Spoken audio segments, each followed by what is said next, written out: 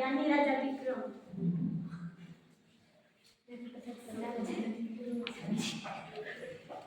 प्रणाम महाराज। कौन दिला काहे के मोर खोजो उभे आने दुई भौणी हमरे एते सुपान रोटी दिन झगड़ा होउछि आपण के समाधान करना है तू कौन सिकाना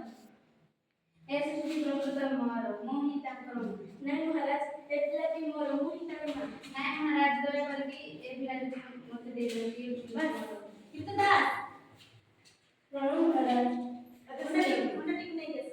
आज्ञा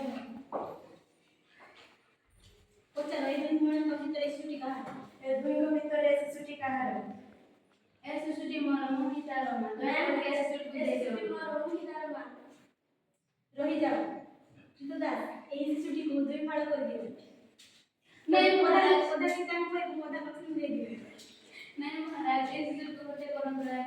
पछे लक्ष्मी दे दियो से पार करो नहीं महाराज ऐसे तो मत दे दो महाराज प्लीज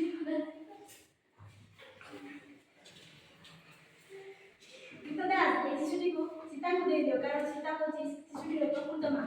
लक्ष्मी होची एक नंबर नीचवा से ना महाराज का की बेसर है जो अब नी खाबी की नहीं दिउची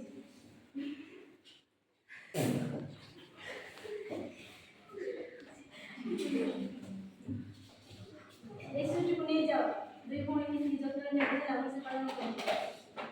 धन्यवाद महाराज ए छोटे शिशु भाई आपण कले महाराज से आपण से समाधान कर देंगे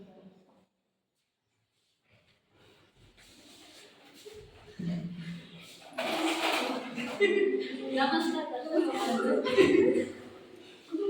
मुझे होची राजदरबार वाला ज्ञानी राजा विक्रम ମୁଁ ହଉଛି ରାଜାଙ୍କର ଜଣେ କର୍ମଚାରୀ କୀର୍ତ୍ତଦାସ मु होची शिशु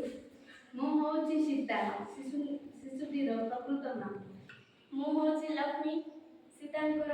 भौणी मिछुआ माँ विश्वकर्मा